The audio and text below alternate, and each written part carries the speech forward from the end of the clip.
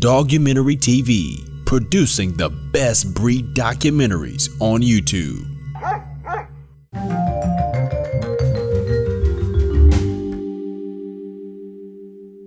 My name's Annie, and I am a Cane Corso owner. I haven't been involved with a breed for too long, probably just about 6-7 years. This house got broken into when my husband and I were living here, we lived here maybe like a year. And I always wanted a dog and had big dogs, and I was like, let's get a dog. So I wanted a German Shepherd, and my husband's like, they have too much hair, but I wanted like a big dog like that. And a friend of ours had Corsos, so I told my husband, like, have him come over, I want to meet the dog and see what it's like. And the dog was really cool, like had a really nice temperament, and that guy helped me find a breeder that also had dogs with nice temperaments, because these dogs are big and scary and no one wants one with a bad temperament. There is like a home protection aspect just because they're intimidating looking and they bark loud, and that's great. But, well, I wanted a dog. I mean, I wanted just a pet, or a relatively active pet. I don't want a small dog. So the breed originally is from Italy. It's a type of Mastiff, so they're big.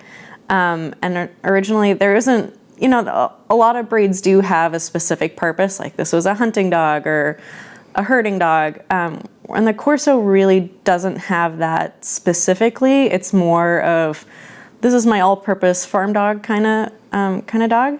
As an all-purpose farm dog, I do think there is some hunting and or coursing involved with that. There's some herding involved with that. There's definitely like a courtyard guardian protection aspect to that for sure.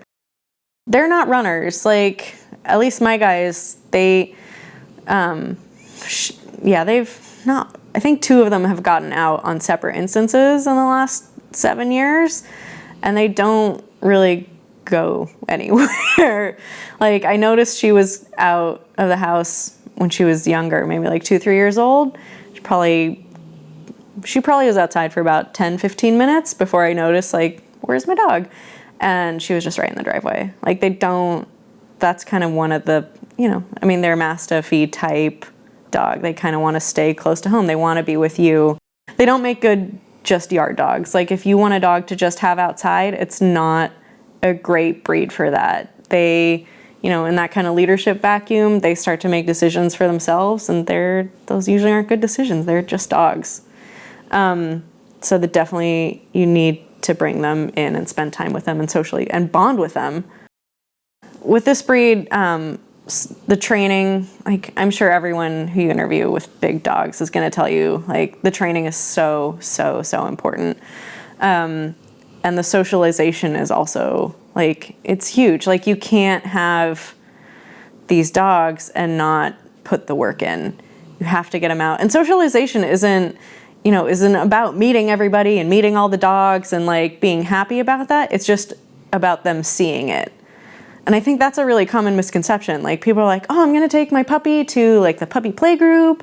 I'm going to take it to the dog park. I'm going to have everyone who meets it on the street pet it. Like, I don't think that's totally appropriate, but get the dog out, get it seeing all those things, just get it neutral to those things. That to me is socialization, and that is super, super important with this breed, because they are naturally really, I guess, protective, for lack of a better word.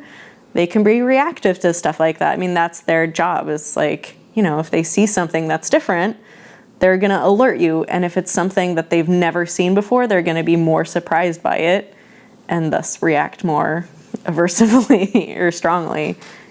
So you want them to see as many people as vehicles and sounds and all that stuff. That's super, super, super important.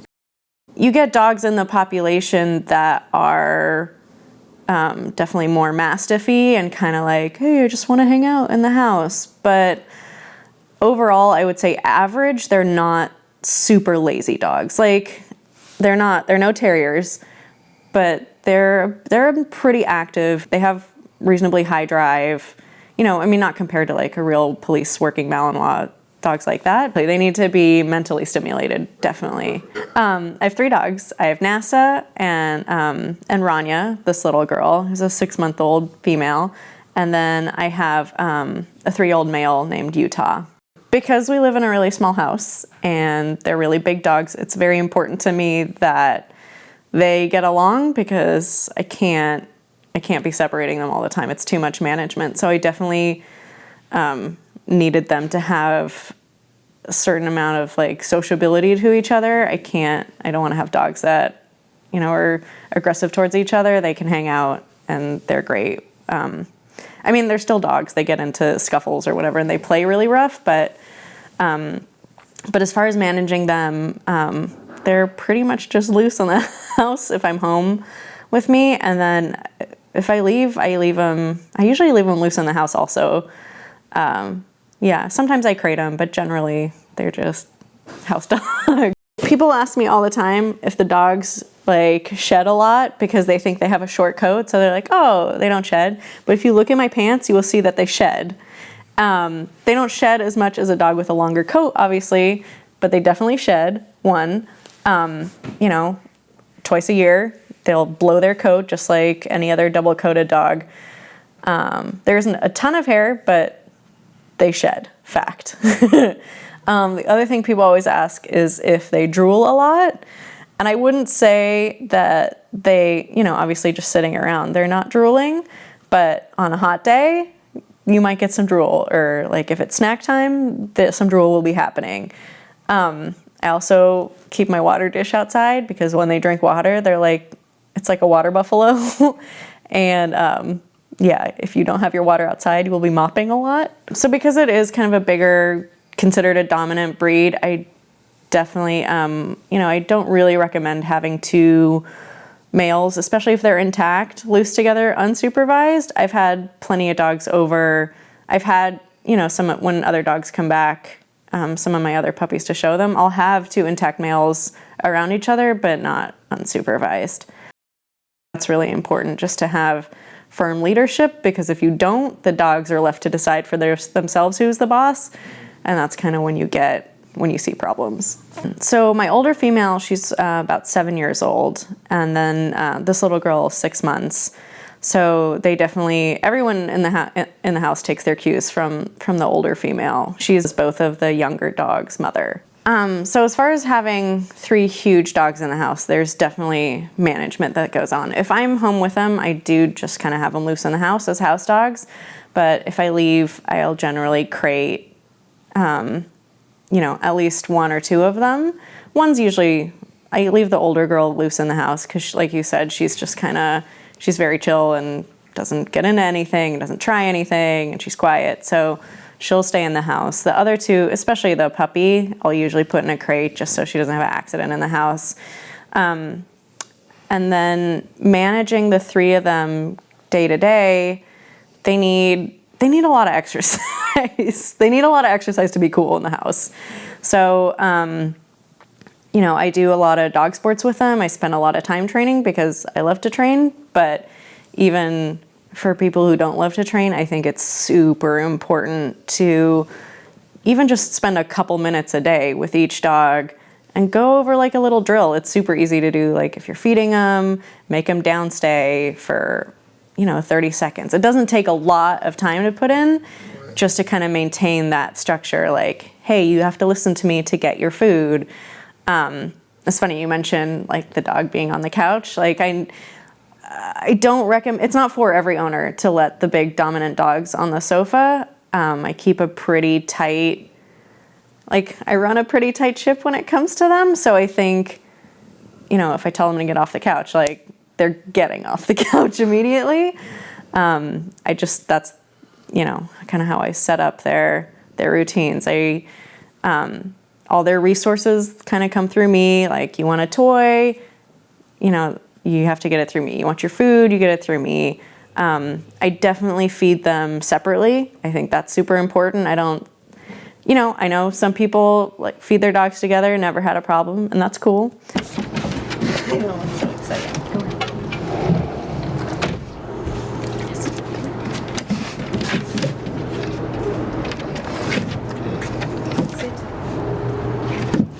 Sit. But it's just not worth the hassle to me. So I feed them in their crates, or, one outside and two in crates. I think that's super important. And I think it's better for them too, because then they're not worried about the other dogs. Even if nothing happens, like on the occasions that I have fed them together, they just like inhale their food. Whereas if I feed them in their crates, they'll actually just eat like normal.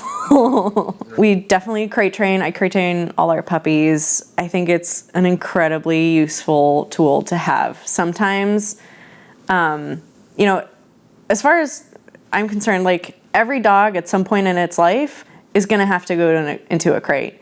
Even if your dog is perfect in the house, even if like your dog has never had an accident, or he's just, he's perfect. At some point, you might have to board him. You might have to go on vacation. You might have to take him to the vet. And at that point, he's going to be in a crate, and that's already a stressful situation. So I really feel very strongly that the dogs should at least be crate trained, be comfortable in a crate, know that that's a cool, like, it's not a stressful place to be. And then if you don't use it, like, in your daily management, I think that's fine. But we use crates quite a bit. So on days that I go to work, I'll usually take 2 dogs with me, I'm really lucky to be able to do that, because then I can walk them on my lunch break also. But I definitely try to get everyone out in the morning and at night. And I will say that if I'm working a lot throughout the week, and they are only getting, their little pet walks once or twice a day, they start getting a little rowdy towards the end of the week for sure. Right. Like I said, me personally, I really enjoy the dog sport, so that really burns off a lot of energy just because it's mentally stimulating and it's physical exertion. Also, I think it's important to say they're really not good dog park dogs. Like, this isn't the kind of dog you roll into the dog park with and just like let it loose in the yard. It's just not, it's not great for these dogs. It's not good for the other dogs at the park. And like, I'm sure lots of people have taken their Corsos to the dog park and never had an incident, and that's great for those people. But in my mind, I'm just always thinking, like, no matter what happens, it's gonna be my dog's fault, and I just don't wanna go there. I really think hand walking the dogs is really, really good exercise. Like, people are like, oh, they have to run. Like, yeah, they do, but hand walking, I really prefer hand walking the dogs, because I think it does so much more than just exercise. Like, it's really good socialization if you're walking, if you live anywhere in a city, they see people, they see cars, they see all kinds of stuff. So there's that. I think it's really good bonding to hand walk your dogs. I think that, we often are just like, oh, we just got to get them exercised. I'm just going to go put them in the backyard and have them run around. And that's great too, but I really think hand walking the dogs really is good for that bond with your owner. There's a walk where you're walking besides me and you're very controlled and you're just walking with me. Right. And you're probably on a shorter leash, or I have less leash out right next to me. And then, when it's time to go potty, like, go for sure, sniff the grass, like, do dog stuff. And it's really good just to brush up on, like I said, that structure that you have with the dogs. Like, don't pull on the leash, walk next to me, we're at a stoplight, sit. Just, you get all that stuff by just hand walking the dog without really having to think too much about, like, oh, I need to make sure I do obedience. I need to make sure I socialize the dog. I need to make sure I spend time with the dog. Like, you accomplish all those things just by walking the dog. So the dog sports that I mainly participate in is it called IPO, or formerly known as Schutzen. And it involves, there's an agility component, there are jumps, there's an A-frame scaling wall, there's a lot of obedience, like formal competition style obedience, and then there's tracking and protection work. So we stay pretty busy doing all that stuff. Especially the tracking, I think, is really mentally very stimulating for the dog. They get to work on their own, which is something they really don't get to do in obedience. They're always taking like direction from the handler, like, heel with me, or go get that thing and bring it back here. Whereas in tracking, they're really working on their own. It's really cool. So I practice like competitive style obedience a couple times a week. And, I work with a training club, and so we meet together and kind of, it's like a workout buddy. Like, you meet together, everyone keeps each other kind of on track on the training. And then tracking, I'll usually do once or twice a week. So I do a lot. I wouldn't expect the average dog owner to do that much stuff. But like I said, even just like house obedience, do that every day, a couple times a day, right? When you're like, go over here, down, go in your crate, stuff like that. Small house, big dogs, so I don't allow roughhousing in the house. Like, there's no running, there's no playing, there is sleeping, and that's pretty much all you are allowed to do in the house. I do obviously allow them to get on the furniture. That's my personal choice. I don't recommend it for everyone, but it's worked fine for us. I think the reason that it works for me to have dogs on the sofa or on the bed is because we do have, in spite of that, like I have a very clear structure of what you're allowed to do and what you're not allowed to do, and kind of a hierarchy in that way. And I do, even if I don't spend a ton of time training them formally every day, like doing things around the house is training. You open a door and I don't let the dog rush out. That's training. Like the dog in that moment is learning like, oh, I gotta wait for her to open the door and tell me it's okay. And every time you do something like that, it just reinforces your status, I guess, for lack of a better word. Yeah, it tells the dog like you're in control. It doesn't, you don't have to alpha roll the dogs or do all these, like, you don't have to be super harsh. You just have to be really consistent all the time. Yeah, if you're gonna let your dogs go on your furniture like I do, I think it's just important for you to be really dog savvy and see if they are kind of trying to start taking advantage of you, because they will, especially the males, especially like or 18 months to 2 years old, like they're just like teenagers. Like they'll try to push you and get away with stuff. So as far as rules with other people, like if I have visitors to the house, it really depends on how well I know them. Do I know that they like dogs or do they not like dogs? And if they don't like dogs or are afraid of dogs in any way, I just put the dogs away. Like to me, it's not even worth it to like, oh no, like try and deal with it. Like, no, I just put them up. I put them like in the bedroom or in a crate. If it's someone who likes dogs and who I know can act appropriately, then yeah, like then there's a little introduction and it's really simple. So what if a person wanted your dog to jump on them and all that stuff? So I get that a lot, actually. People are like, oh no, it's cool, I love big dogs, like I want to play. And they'll get like 2 or 3 disclaimers like, you're going to get drooled on, you're going to get licked in the face, and they're going to jump on you. And if they accept those things, then have at it. You're going to get jumped on. So I live in a neighborhood and I don't like a lot of barking. But I understand that, having this breed, like that is kind of a part of what they do. I try to minimize it by, making sure that I have commands where if they're barking excessively, I can tell them like, no, come in, lie down, or do stuff like that. I don't like them barking a ton, but they definitely do. Like when you walked up the door, if there are people outside walking by the house, they don't care so much, but people like coming in the driveway to like check the meters and stuff, is a lot of barking happens then. I don't really stop them from barking in the house too, like I'll let them bark I'll let them bark in the house like an alert, but I don't let them just continue to go off. I don't think that's good.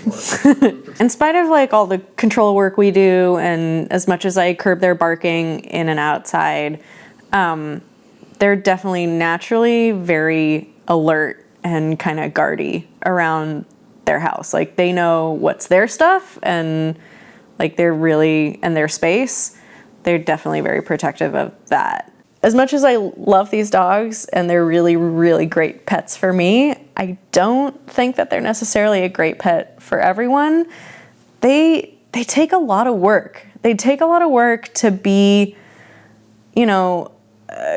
good representatives of the breed. They take a lot of work to just kind of function in the way that you need them to.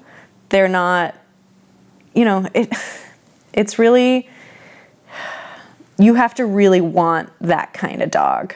I wouldn't recommend it to someone who just wants a pet. Like, there's so many breeds out there that are super suitable for that without having to do a ton of socialization work. Like, those dogs are just like that, right? Really, really good pets.